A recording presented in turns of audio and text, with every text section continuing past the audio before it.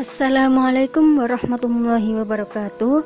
Perkenalkan, saya Putri Widyasari, perwakilan dari kelompok 10, mau menerangkan tentang filsafat fenomenologi. Nah, di sini ada kelompok saya yang tersusun oleh Ella Nuraini, yang kedua ada Wahyu Pamula, dan yang ketiga ada saya sendiri. Di sini saya akan menerangkan tentang filsafat fenomenologi, yaitu pengertian, tujuan, tokoh-tokoh fenomenologi, dan karakteristik filsafat fenomenologi. Nah, apa sih makna fenomenologi? Makna fenomenologi berasal dari bahasa Yunani painein, yang berarti menunjukkan. Secara harfiah, fenomenologi atau fenomenalisme adalah aliran atau paham yang menganggap bahwa fenomenalisme adalah sebuah pengetahuan dan kebenaran. Fenomenologi adalah sebuah studi dalam bidang filsafat yang mempelajari manusia sebagai sebuah fenomena. Fenomenologi juga adalah sebuah aliran yang berpendapat bahwa hasrat yang kuat untuk mengerti yang sebenarnya dapat dicapai melalui pengamatan terhadap fenomena atau pertemuan kita dengan realita. Karena apa? Karena sesuatu yang terdapat dalam diri kita akan merangsang alat indrawi yang kemudian diterima oleh akal dalam bentuk pengalaman dan disusun secara sistematis dengan jalan penalaran. Penalaran inilah yang dapat membuat manusia mampu berpikir secara kritis. Nah, ilmu fenomenologi dalam filsafat biasanya dihubungkan dengan ilmu hermeneutik, yaitu ilmu yang mempelajari arti daripada fenomenologi. Jelasnya, fenomenologi itu mencoba menepis semua asumsi yang mengkontaminasi pengalaman konkret manusia. Inilah mengapa fenomenologi disebut sebagai cara berfilsafat yang radikal. Yang kedua ada tujuan filsafat fenomenologi.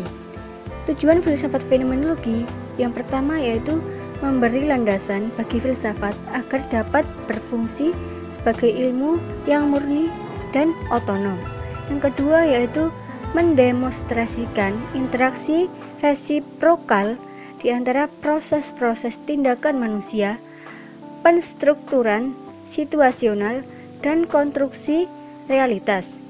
Yang ketiga, ada pengungkapan menjadikan sebagai suatu yang manifest, refleksivitas, tindakan, situasi, dan realitas dalam berbagai modal dari sesuatu yang ada di dunia, being in the world.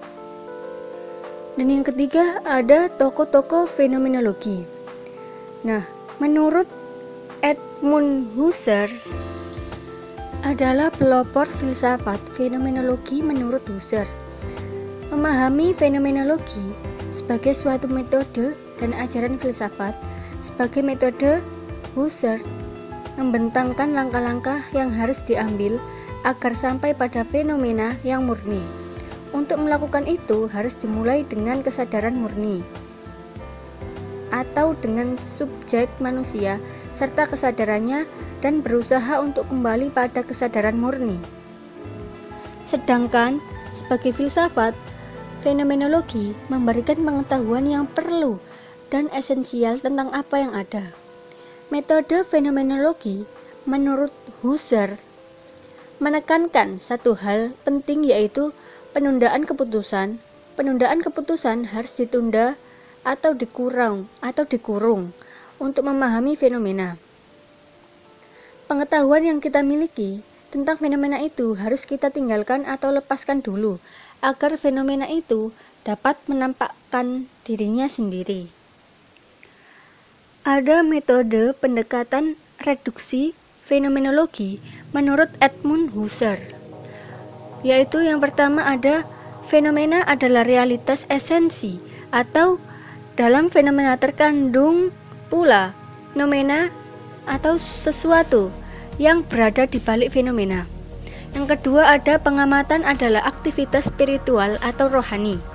Yang ketiga ada kesadaran adalah sesuatu yang intensional terbuka dan terarah pada subjek. Yang keempat ada substansi, adalah konkret yang menggambarkan isi dan struktur kenyataan dan sekaligus bisa terjangkau. Nah, apa sih reduksi fenomenologi? Nah, reduksi fenomenologi yaitu harus menyaring pengalaman-pengalaman dengan maksud mendapat fenomena dalam wujud semurni-murninya. Dalam artian bahwa kita harus melepaskan benda-benda itu dari pandangan agama, adat istiadat, ilmu pengetahuan, dan ideologi. Fenomena seperti disebut di atas adalah menampakkan diri. Yang kedua ada reduksi eidetis. Apa sih eidetis itu? Nah, eidetis itu berasal dari kata eidos yang artinya intisari. Reduksi eidetis ini ialah penyaringan atau penempatan di dalam kurung segala hal yang bukan eidos, intisari atau realitas fenomena. Hasil reduksi kedua ini adalah penilikan realitas. Dengan reduksi eidetik, semua segi, aspek, profil, dan fenomena yang hanya kebetulan dikesampingkan karena aspek dan profil tidak pernah menggambarkan objek secara utuh. Karena setiap objek adalah kompleks mengandung aspek dan profil yang tiada terhingga. Nah, yang ketiga ada reduksi transcendental, yaitu dalam penerapannya berdasarkan subjeknya sendiri, perbuatannya, dan kesadaran yang murni. Di dalam reduksi ini yang ditempatkan di antara dua kurung atau eksistensi dan segala sesuatu yang tidak mempunyai hubungan timbal balik dengan kesadaran murni. Reduksi ini merupakan pengarahan ke subjek dan mengenai hal-hal yang menampakkan diri dalam kesadaran. Nah, tujuan dari semua reduksi ini adalah menemukan bagaimana objek dikonstitusi sebagai fenomena asli dalam kesadaran manusia.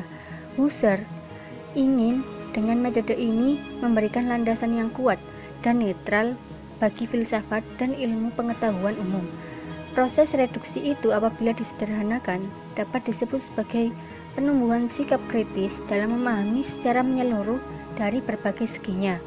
Artinya, kita dengan tidak mudah menerima pengertian dan rumusan seperti itu atau pemahaman kita yang spontan terhadap sesuatu belum tentu menyentuh hakikat dari apa yang kita tuju. Kita harus meninggalkan segala tabir dan kembali kepada objek secara langsung. Yang kedua ada tokoh fenomenologi, yaitu Max Scheler.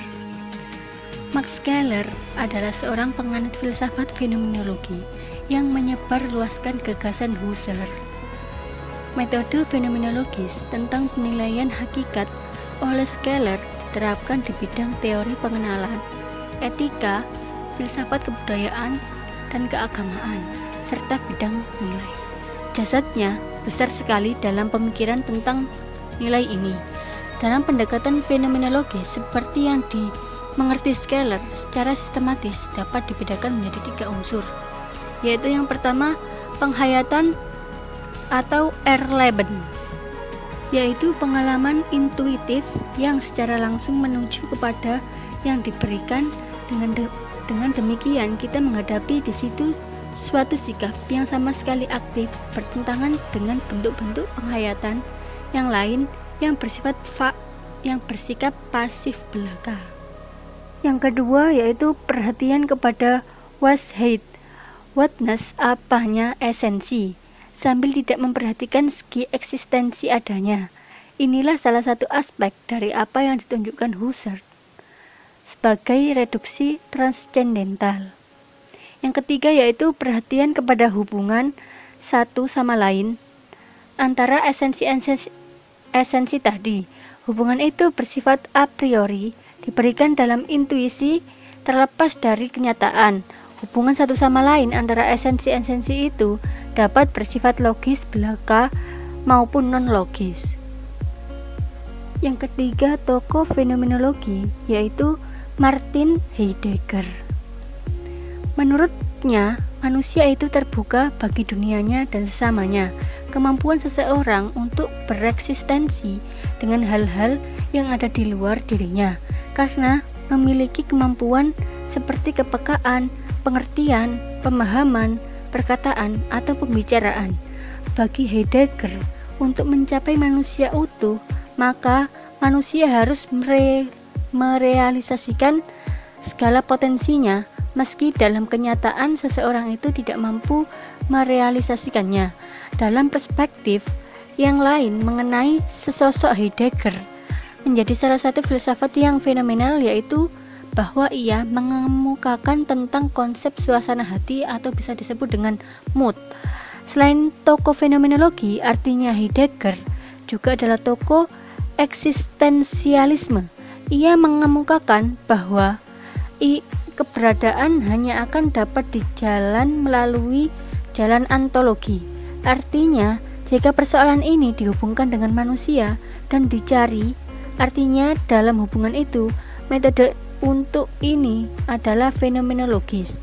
Jadi yang penting adalah menemukan arti keberadaan itu. Satu-satunya yang berada dalam arti yang sesungguhnya adalah beradanya manusia. Keberadaan benda-benda terpisah dengan yang lain, sedang beradanya manusia mengambil tempat di tengah-tengah dunia sekitar. Keberadaan manusia disebut desain. Berada artinya menempati atau mengambil tempat. Yang keempat, tokoh fenomenologi yaitu Maurice Merleau-Ponty, yaitu sebagaimana halnya Husserl, ia yakin seorang filosof benar-benar harus memulai kegiatannya dengan meneliti pengalaman. Pertama, hanya meneliti atau mengulangi penelitian tentang apa yang telah dikatakan orang tentang realita. Dan kedua, hanya memperhatikan segi-segi luar dari pengalaman tanpa menyebut-nyebut realitas sama sekali. Walaupun Merleau-Ponty setuju dengan Husserl bahwa kitalah yang dapat mengetahui dengan sesuatu dan kita dapat mengetahui benda-benda yang dapat dicapai oleh kesadaran manusia. Namun ia mengatakan lebih jauh, yakni bahwa semua pengalaman perseptual membawa syarat yang esensial tentang sesuatu alam di atas kesadaran. Itulah tadi tokoh-tokoh filsafat fenomenologi dan pemikirannya. Dan di sini saya juga akan menjelaskan tentang apa sih karakter filsafat fenomenologi. Fenomenologi merupakan bagian dari metodologi kualitatif yang mengandung nilai sejarah dalam perkembangannya.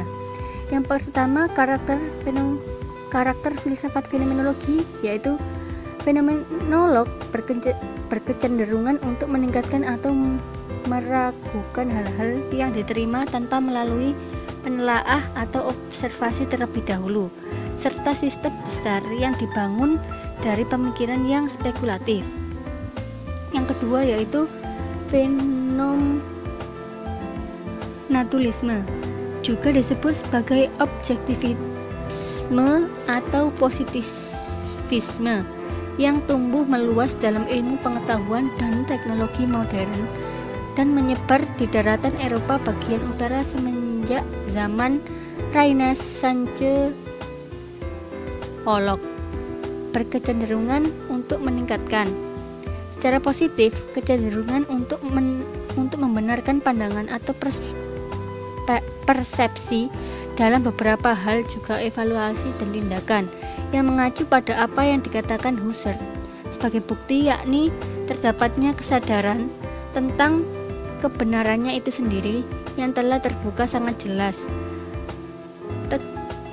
Tegasnya perbedaannya dan menandai sesuatu yang disebut sebagai apa adanya seperti itu. Fenomenolog cenderung mempercayai perihal adanya, bukan hanya dalam arti budaya dan alam, tetapi juga adanya objek yang ideal seperti jumlah dan bahkan berkenaan dengan kehidupan tentang kesadaran itu sendiri yang dijadikan sebagai bukti yang harus diketahui.